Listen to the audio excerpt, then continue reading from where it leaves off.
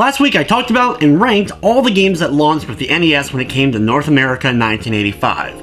And this week I decided to look at the Super Nintendo. There's only 5 games, but I still want to talk about each of the games, my feelings and thoughts on it, and rank each of them. So, without further ado, here are my rankings for the 5 launch titles for the Super Nintendo.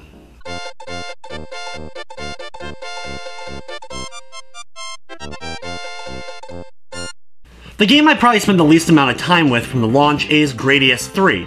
Originally released in 1989 in the arcades, and it was ported over to the Super Nintendo in late 1990 in Japan, and then made it to the launch here in the US. It's a typical scrolling horizontal shooter with all the great power-ups, good music, and of course lots and lots of action. There is a lot of really awesome shoot-em-ups on the Super Nintendo, and Gradius got the whole thing going.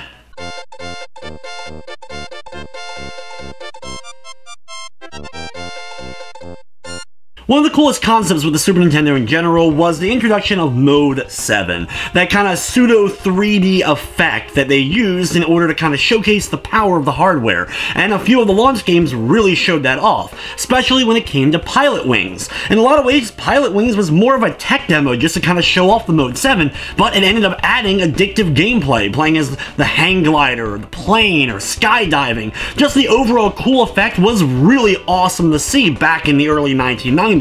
And then once you got into the gameplay and trying to get all those licenses, it actually became pretty addictive and fun, and Pilot Wings to me is an all-time classic.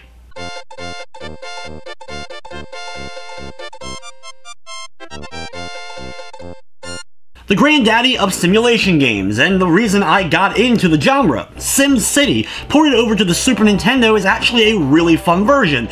It may not be the best version of Simcity by any means, but the tiny little additions to the SNES version, including changing Godzilla over the Bowser and a few other things here and there, along with still the same addictive gameplay that Simcity provided on PC, made this a great addition to the Super Nintendo's launch, and just showed that the SNES was going to be capable of a pretty diverse amount of games.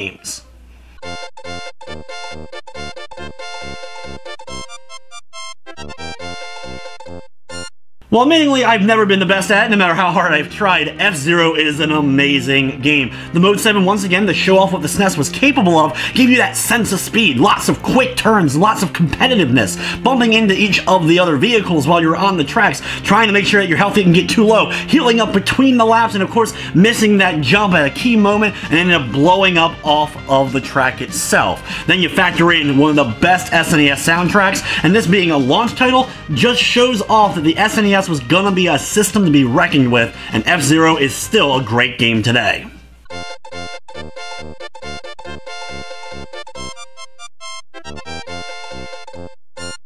2D classic platformers will probably always be my favorite genre of games, and one of the reasons for that is Super Mario World. This is how you get a new system going. It took Mario to the next level. Not only improved graphics, some good music, but also the addition of new power-ups like the Feather Cape, as well as, of course, Yoshi being fully introduced, getting to eat enemies, different colored Yoshis and different abilities, with some very fun and challenging levels with some just overall great design, plus plenty of secrets for you to find.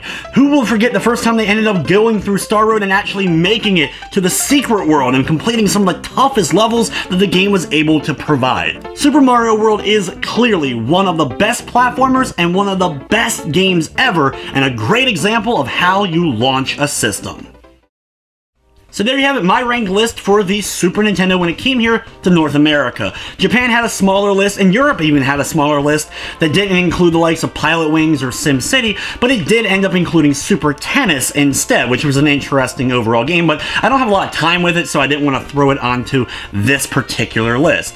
Let me know what you guys think. Which games do you agree with? Is Super Mario World the best platformer on the SNES? I'm sure that will bring up a little bit of contention. And what other list do you want to see me cover in the future as far as the launch windows of systems is concerned? But anyway, guys, thank you so much for watching this video. I'd like to thank you for watching, and of course, I hope you enjoyed.